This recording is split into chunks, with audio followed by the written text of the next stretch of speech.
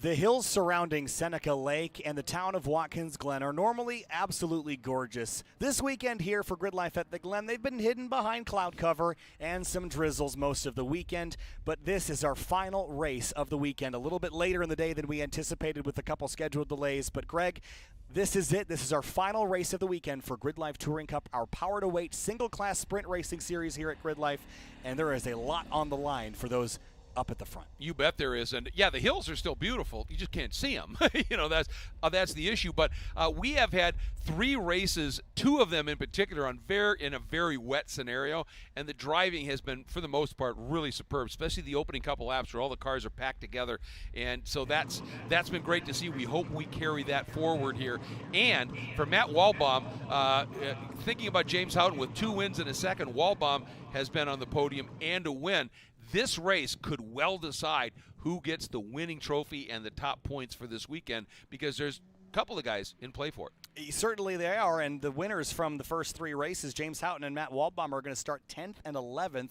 Walbaum all the way back in P11. That is a big invert. And again, it is random. We do not adjust the rules for the conditions or anything of the sort, so that's something to consider. But GRIDLIFE Live is powered by Hyundai N. Hyundai N, never just drive. And Falcon, the official tire of GRIDLIFE Track Battle. So we'll get into the running order here in a little bit more in a moment here, Greg, but let's go through our Hyundai N track preview, get a lay of the land here before we get in to this 12 to 15 minute sprint race. It all started here in Watkins Glen back in 1948, the 6.6 mile street course, a couple miles northeast of here, back in town down Franklin Street, Greg, up the hill past the gorge, all the way to the stone bridge on the far west end. Yeah, it just wraps through and around what is now essentially Watkins Glen State Park. It was too dangerous. There were injuries, there were incidents. They moved and created this track on the top of the hill.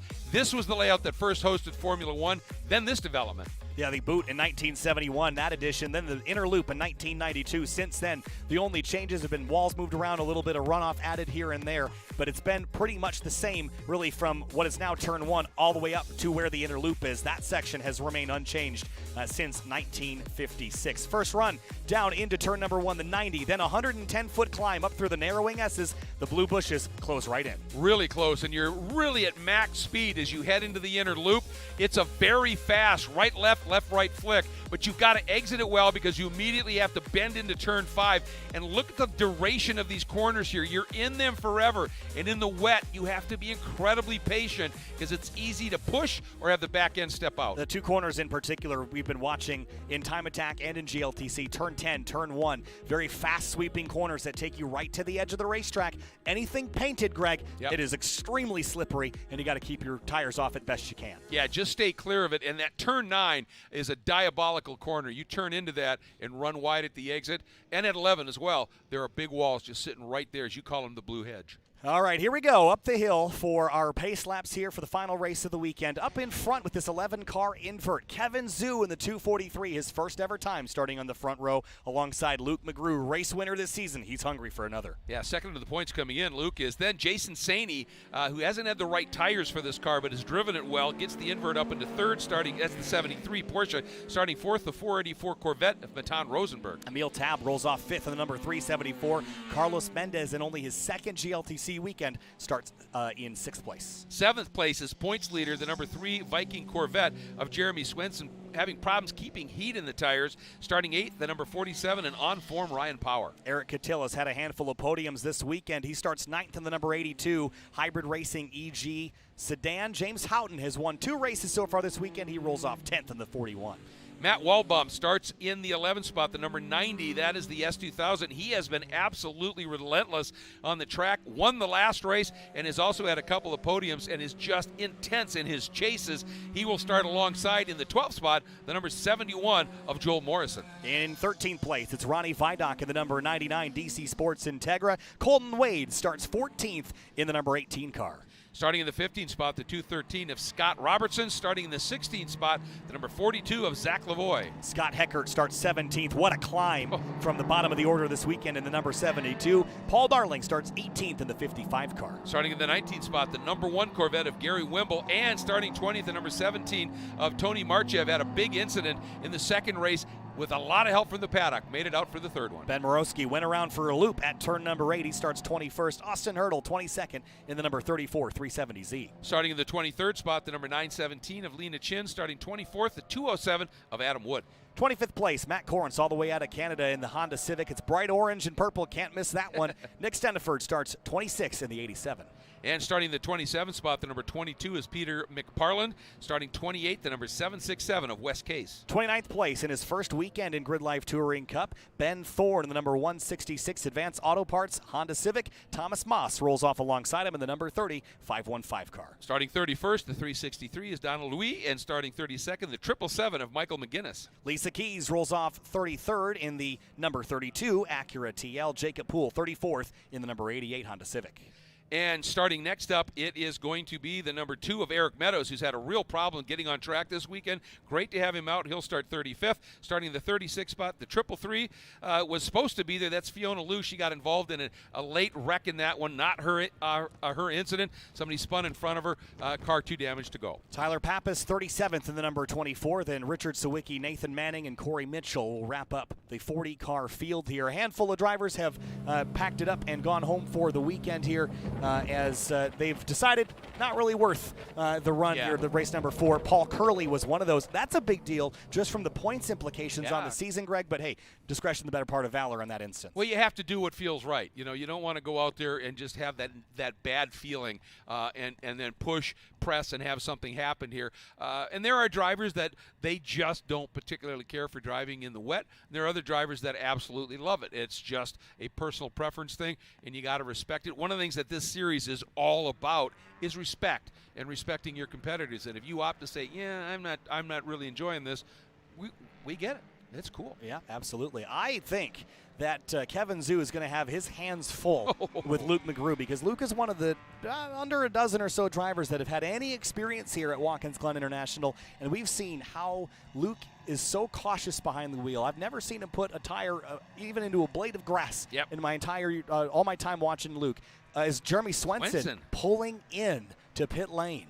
Wow, this is a huge development. He is the points leader, and he's been talking about how he just can't keep heating the tires.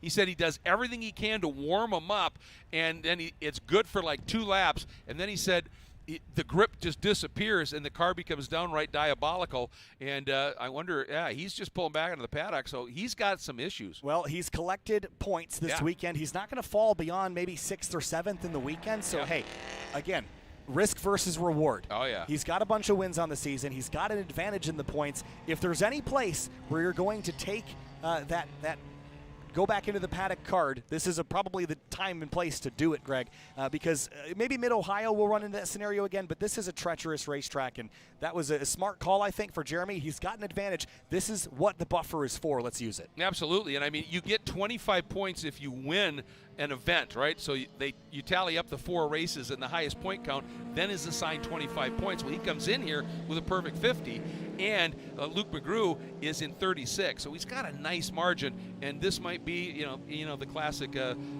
caution is the better part of valor. Right. I mean, again, when you look at the scenario of his points, right, he's going to give up some by doing this, but he would give up 2-3 rounds worth if he were to get into an accident here, maybe even more than that. So this is a smart call, definitely a safe call here. Kevin Zhu, though, out front, what does he have to lose? Yeah, exactly. I mean, he's here. He's only going to run a couple events with us this season. If he can hang on and beat Luke McGrew and steal a victory out of here, that would be a phenomenal win, especially because he's been around Luke to know that he's pretty cautious, and maybe he can take advantage of that, Greg, and get around him early and go try to hold him behind. And he's improved virtually in every race so far this weekend. 15th, 14th, ends up 3rd or 11th spot in that, and just luckily got the inversion. So he's got an opportunity here. And you may be wondering, okay, if Jeremy Swenson, if he can get heat in the tires on the pace laps, and then how does that work?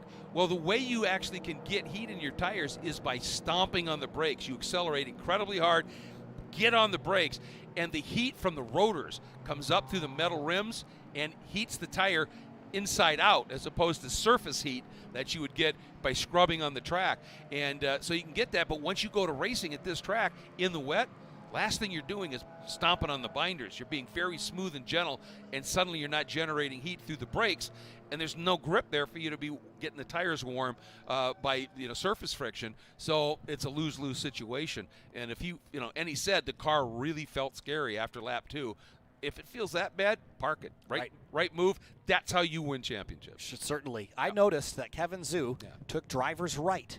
As the leader, you have the choice. Yeah. Now, it's interesting because most of the weekend, the leader, the pole sitter, has chosen driver's left because it puts you out off the line for turn 1. Now, why would you want to be offline? Well, Greg, it's wet. That's where the grip is. So I wonder if there's an experience factor here. Kevin Zhu's never started up front before, automatically took the inside, maybe not thinking about how slippery it can be down there. But maybe there's another side to that, because if you're on driver's left and you're still side by side when you leave the corner, that paint on that rumble strip is mighty slippery. So if you get stuck on driver's left, you could get yourself into trouble. Maybe that's the thought there for Kevin Zhu. Well, and you know what?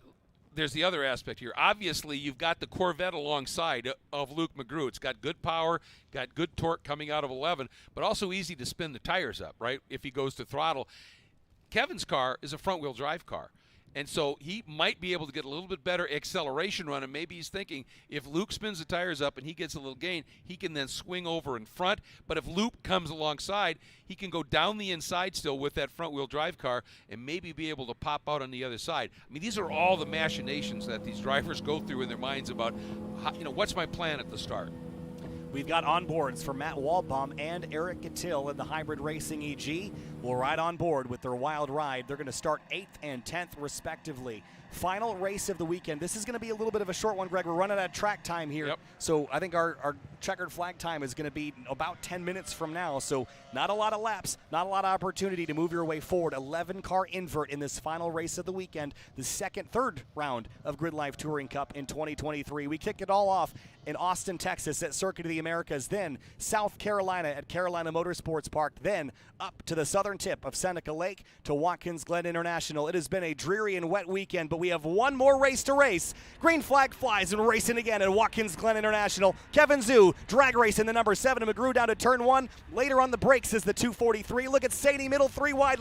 That's the 484 on the outside. It's going to get tight here with the curbing. Look out. Very slippery, slidey stuff, and the 14 of Mendez has nowhere to go, packed in behind Rosenberg on the curbs. Yeah, and you can see that Matan, once he got up on that curb, he just had to wait, and lost a couple of spots as a result. But if he'd gone to the throttle, he'd have snapped around and maybe caused a big incident. Really smart driving there by Matan. But I'll tell you what, McGrew, technically when he crossed the line, was out front, but Zhu played that to perfection down into turn 1. And he got away with it. McGrew leads down towards the bus stop for the first time. One car way inside. Is that Mendez in the BMW trying to make up some spots? Saney slots into third, Tab into fourth, and Mendez was side by side. Was that with power? Yes, in the BMW, and he's through into 5th place. And Jason Saney has done a lot of pro racing in his day. It's been a while, but he was one of the top guys in the World Challenge Touring class, touring car category back in its glory era. And he's got a lot of experience here, but they haven't been able to get the right tires on that Cayman. And as you can see, he just lost a couple of spots there. That was a monster run by Emil Tab. Yeah, Mendez is looking really, really quick as well. Look at Eric Attil following Ronnie Vidoc around the outside at turn 6. And look at the 73 of 73 of Saini has dropped back a position and moved the 14 of Mendez past as we go back up to the lead. Zhu tracking down McGrew.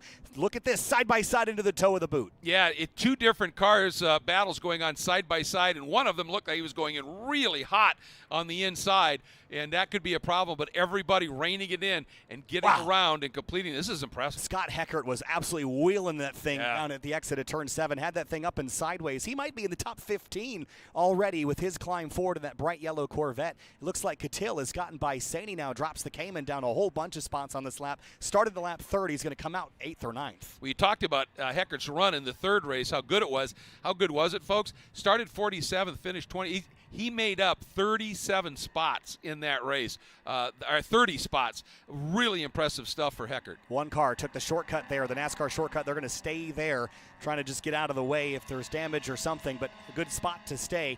Ronnie Vidoc hounding Mendez, and Catil's right in the mix now. The two front-wheel drive cars right on the rear bumper of the BMW, and for the lead, Kevin Zhu is keeping McGrew honest here as they complete the first lap. Yeah, and Vidoc started in the 13th spot. I think he might be in the 5th spot as they come through here. Where does he clock through? Yeah, 5th for Vidoc. Wow. So just an absolutely scorching opening lap for Ronnie Vidoc as we watch the 2 leaders here, and Emil Tab just staying right in the hunt here. Waldbaum up from 11th to 7th. Yeah, Mendez, a little bit of the cork in the bottle here. The pressure is building behind him with Vidoc and Catil. Then it's Waldbaum Power. Then it's Saney, and then James Houghton is inside the top 10 as well. Remember, he won 2 races early in the weekend. It's not an automatic win on the weekend. You still have to perform in this last and final race. Yeah, Waldbaum had podiums as well. And let's not forget that Coutil has had 3 podiums as well. So it isn't a given for James Houghton.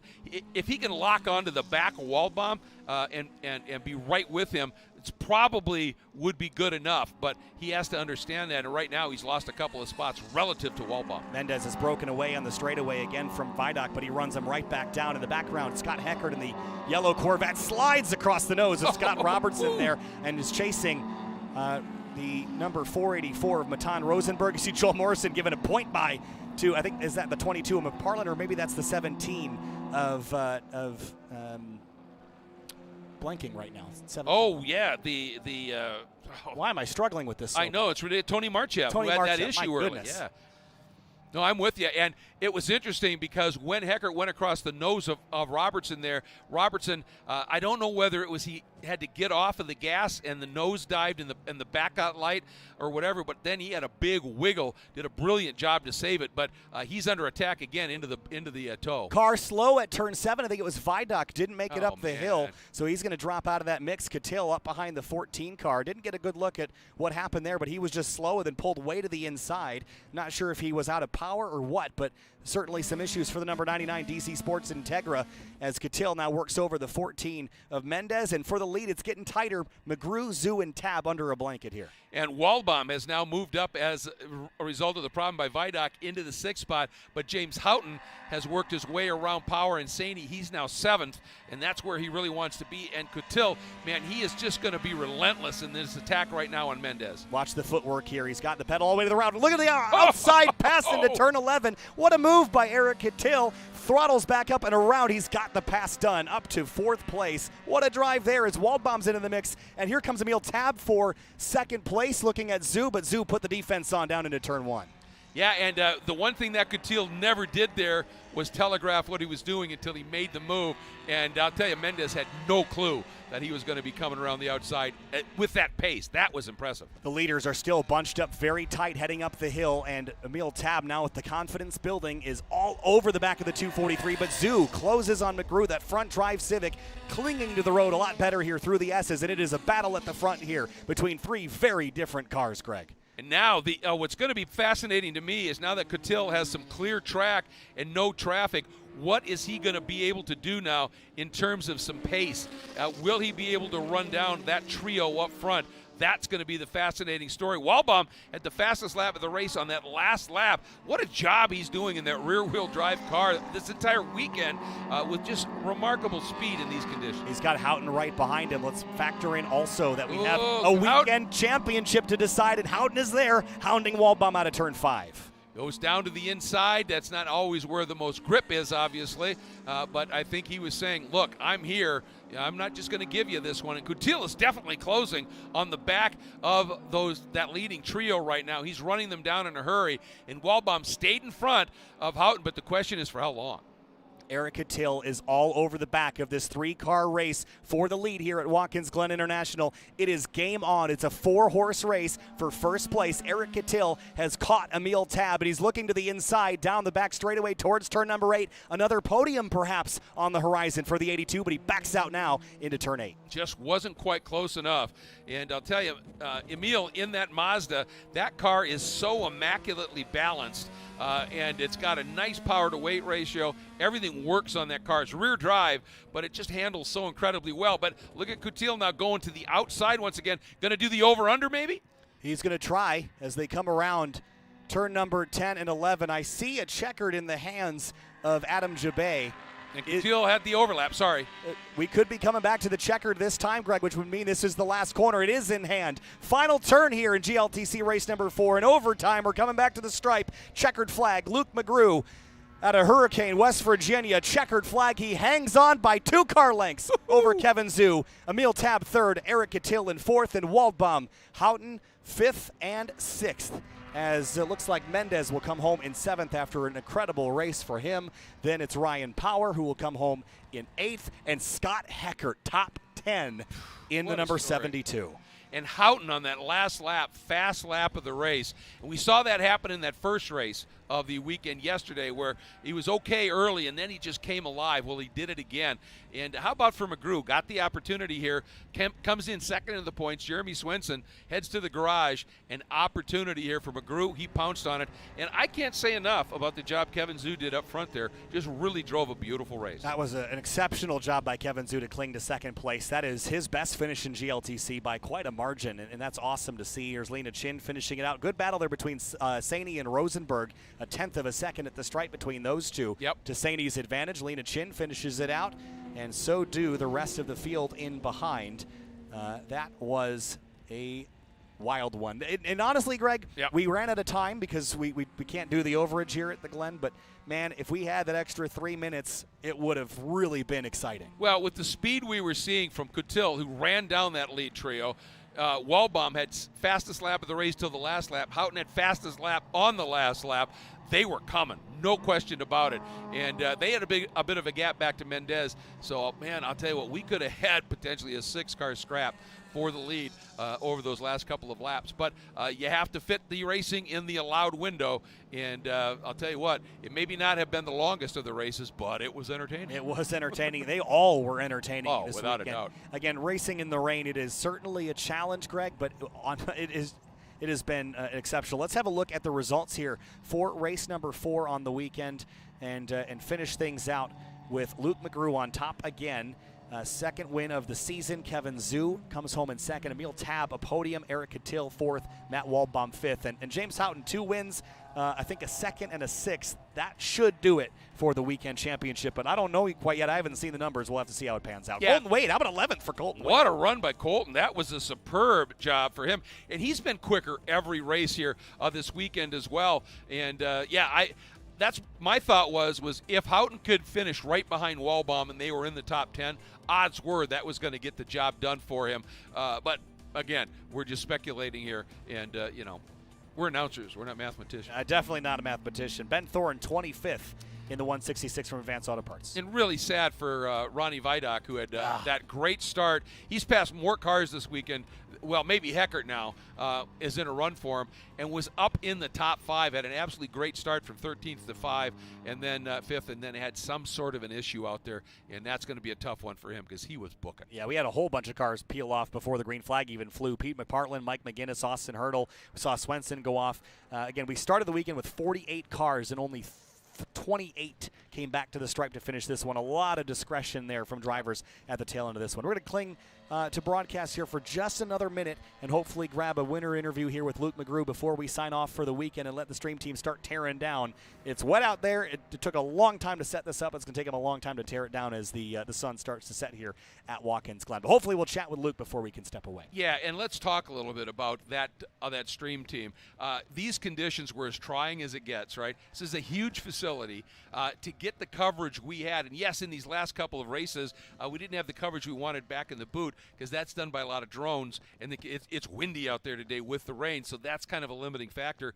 But throughout the weekend, what they've been presenting on that stream in terms of the visual elements and the like have been extraordinary, and you can't do anything about rain, you can't do anything about fog, you do the best you can, but the coverage that they were able to give us here was just great. So I say it again, they're the dream stream team. It really was an exceptional weekend, and running that camera all the way to the bus stop, Greg, that was a hard one. But yeah. it was worth having over there. You bet it was, because that's one of the most exciting parts of this racetrack. There are so many, and you want to cover it, obviously. Fortunately, I had some good friends, Trevor and Tim Price, out in the Turn 8 area, and they've been just texting us like mad with updates back there. So thanks to some of the best race fans you could ever imagine that love coming here to the Glen. Rain or shine, they love this place, and who doesn't? Again, we came to this racetrack this weekend knowing that the weather was going to be suboptimal, and I think we were hoping it would be a little nicer than it ended up being. But it wasn't pouring all weekend. No. It was just drizzly, weird spring New York weather, which I'm very used to. Yeah. I mean, especially being from this area, not abnormal certainly, but you just wonder. I mean, I want to come back here, Greg. I want to do time attack in the dry and really get cars jumping those curbs and being aggressive, because this racetrack is so fun when you can attack it and be aggressive. And this weekend, you couldn't really do that within any sort of comfort zone. And the thing is I think the show that GRIDLIFE put on in these conditions here, I think what you're talking about might be a reality, because if you get the right weekend for this, and this is a busy place obviously, but you get tucked into that right weekend when the weather's got the possibility of being better. I think this series, and especially like Utah, I mean, I love the Touring Cup, right? But this new format for the NOS Energy Track Battle Championship with that podium sprint in the dry here would have been spectacular. It was entertaining as heck in the wet. Would have been spectacular in the dry. Yeah, and actually, the new format for the NOS Energy Track Battle Championship kept drivers on track. Yeah. Typically, I would think we would have seen half the paddock about pack up and go home this morning. Oh, you bet. Because there was no records to break. But here, this new format, it makes you go on the racetrack and get some experience, which is only going to help them in the long term, Greg. And it also means that our competition, it still happens. And we saw the order shuffle there a little bit at the end with some of the drivers that had different builds that you might not see on top. Yeah, exactly. They're going to go home with a trophy. Yeah, and I mean, interesting, wasn't it, that in that track battle championship, the NOS Energy Track Battle Championship, the success we saw in the classes where the Teslas were running. In these wet conditions with the all-wheel drive and that weight, they're a weapon. They're really good. And, and we've known that in the past, but at this racetrack, you talk about Teslas being quick versus fast. They're quick cars, not necessarily fast cars. They don't have a lot of top end, so I wouldn't have necessarily picked those cars as favorites at this particular track because there's so much straightaway that they would run out of steam, and some of the ICE cars could outdrag them. But this weekend, that didn't matter all that much because no one could put power down. Exactly. And it just came down to the weight, and that weight was a positive thing for them this weekend, not necessarily a negative thing like it might be on a normal weekend. Well, sure. We talk about the long duration corners here, and a heavy car, you get 2/3 of the way through that corner and it just wants to give. All that weight wants to go that way, and it gives. Well, in the wet, the weight actually rolls and keeps the car planted a little bit. Then you have the all-wheel drive that can just pull you around the corner, and if you drove it right, which a couple of the guys did extremely well, they were really solid. I think you're right. I don't think they would have been up there necessarily in the dry, but hey, right tool for the job. Yeah, but recapping the weekend, the other thing that we did for the first time ever in Watkins Glen International history,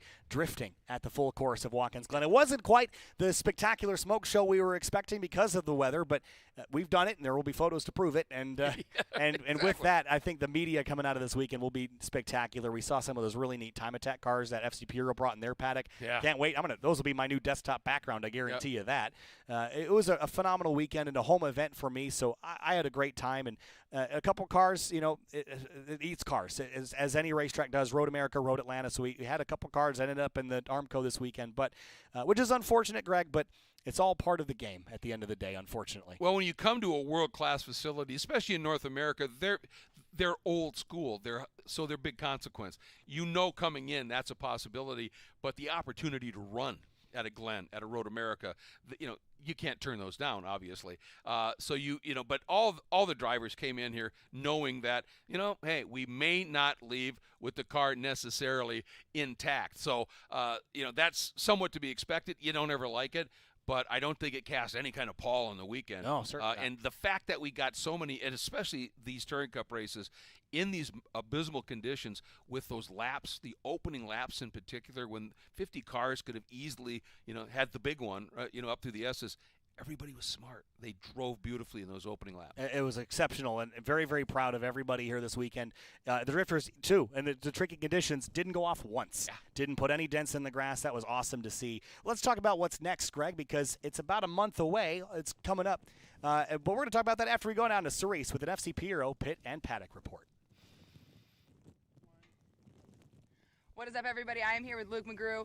Luke, you started in P2. You ended up in P1 in a very action-packed race. I personally am sitting here enjoying the heat that is radiating from your car on this really cold day. But tell me about, you've driven this track before, never in the wet. It is an absolutely treacherous track out there when you don't have the right setup. How do you think your setup compared to other times that you've driven on this track?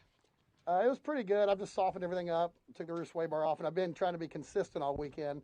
That was an invert race, so got second, came in, was able to cast Kevin, which he did a great job, and I was able to hold him off for the 5 or 6 laps we did. It's pretty exciting, you know, when you're in the front from an invert and, like, you know, there's like terrorists behind you trying to pass you. So it was a good race, good time. I was kind of surprised. Well, we had so much fun watching you. You think you're going to take this energy into the next GRIDLIFE event? Oh, yeah, I'm sure. My energy's up and down because I'm getting old, but other than that, yeah, I'll try to bring as much as I can. Well, we had so much fun watching you. Thank you for the show. Thank you for the sportsmanship. And I'm going to send this guys back to you and let you go back to tech. Oh, man. That's Luke for you. I love Luke. Thanks. Congratulations, Luke. I know you can hear me down there in the paddock. But, Greg, we're going to wrap things up here from Watkins Glen International. Next up, about a month from now, first weekend in June, GRIDLIFE Festival back at our home track, Gingerman Raceway up in South Haven, Michigan. It's a big one. I know you won't be there, unfortunately. But I got to go last year, and it was spectacularly fun. I mean, the music, the size of the crowd, everything about that event is really fun. It's a true festival weekend, and it's spectacular. And I got to say, I wasn't going to say old age and treachery about Luke there, but with his wave to us, I'm going to throw that in. All right. We'll see you guys in about a month's time at Gingerman Raceway at our home track up in South Haven, Michigan. Thanks so much for being with us. Big thanks to all the corner workers, the track staff, all the vendors and sponsors and spectators here this weekend. I'm Kyle Heyer with Greg Kramer. We'll see you at Gingerman in a month. So thanks so much. We'll see you next time. High performance, year-round traction, long tread life. It's one tire with multiple personalities. Introducing the Azenas FK460, Falcon's all-new ultra-high-performance all-season tire. With an advanced rubber compound that delivers confidence through every curve, in any condition, all year long, making the seemingly impossible possible. Learn more about the Azenas FK460 at falcontire.com.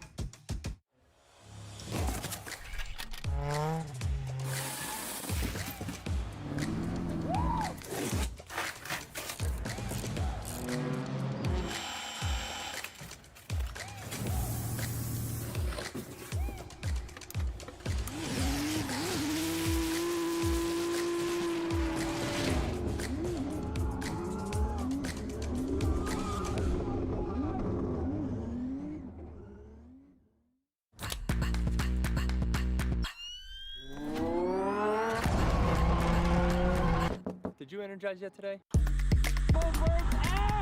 It's time to nos up. Get after it.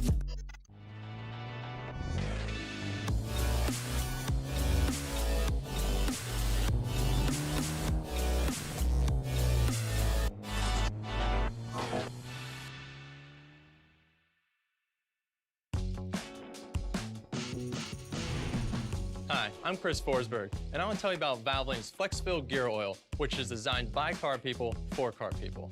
It comes in a pouch, which is specifically made to work in tight spaces, and it saves me time versus the old pumping method, so I can focus on things like keeping my drivetrain running clean. Unlike the pump, the FlexFill pouch leaves no wasted oil and no wasted time. Plus, it keeps my garage nice and clean from any spills. All you gotta do is put the nozzle where you need some oil, give it a squeeze, and you're ready for the road. That's why I protect everything in my garage with Valvoline. Valvoline, trusted for over 150 years.